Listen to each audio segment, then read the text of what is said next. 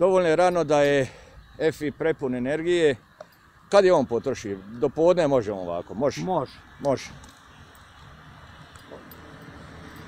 Prekjučer je bio u moru na kupanju, plivao je. Di ste bili? Bili smo na obojenoj svjetlosti. Znači sad je dozvoljeno od 1.10. do 1.6.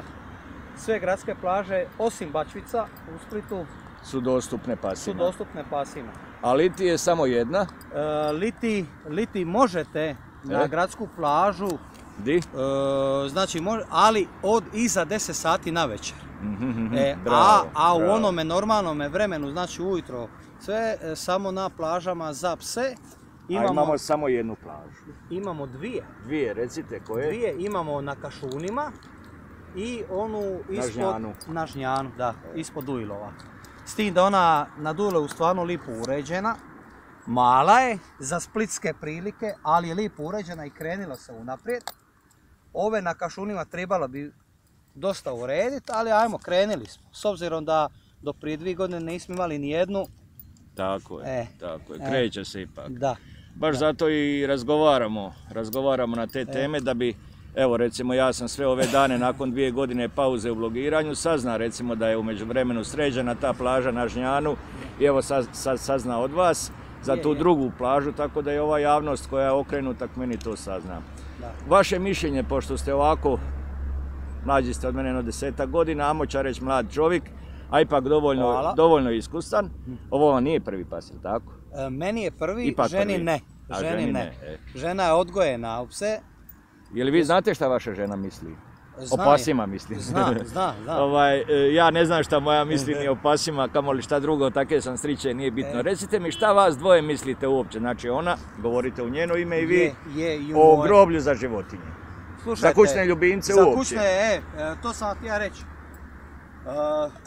Ja sam za, jer jednostavno trend vremena, ljudi su i više i osviješćeni, definitivno treba i njihovo počivalište. Znam da će ići teško u Splitu, općenito kod nas u Hrvatskoj, kao što ide sve teško, ali ajmo i s tim kreniti, to je skroz... Rijeka ga ima.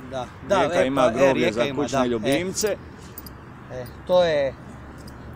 To je prava stvar i eto, ja sam imao kao dijete papigu, znate ono, kavan. Da, kadica manje više to svi doživimo, jeli? Kao dijete otišao sam na Tursku kulu, sada park mladeži, iskopao sam jednu rupu, to je bio ono. Znači, u principu većina ljudi pokapaju svoje kućne ljubimce, zašto onda ne bi imali baš groblje? Tako.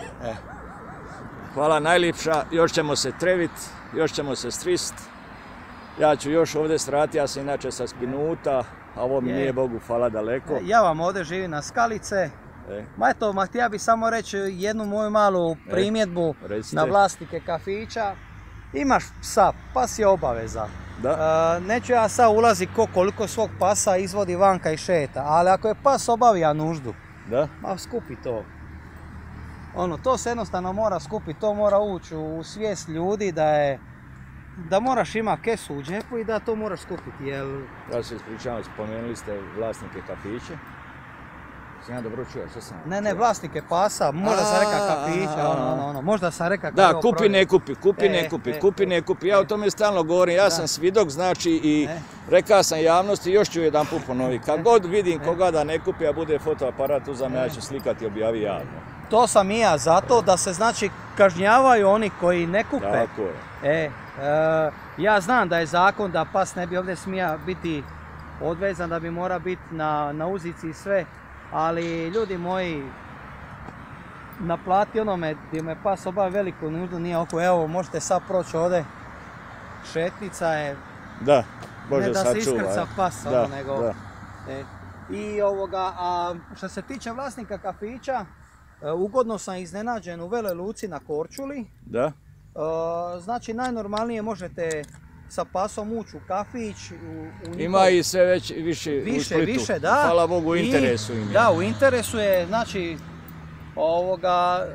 žena i ja sjednemo u kafić, naručimo piće i što nam je drago, najprije pas dobiva posudu s vodom, pa onda tek mi.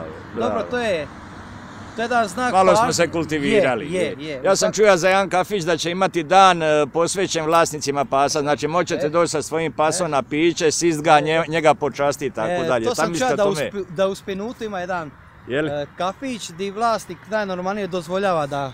Ja znam za Paradiza, znam za Happy-a, znam za Biforu, odnosno Dramu. To su 3 mjesta gdje ja često idem, gdje su vrlo često vlasnici pasa sa svojim pasima i svi sretni i zadovoljni. Dobro, evo... Za danas hvala vam najljepša. Hvala.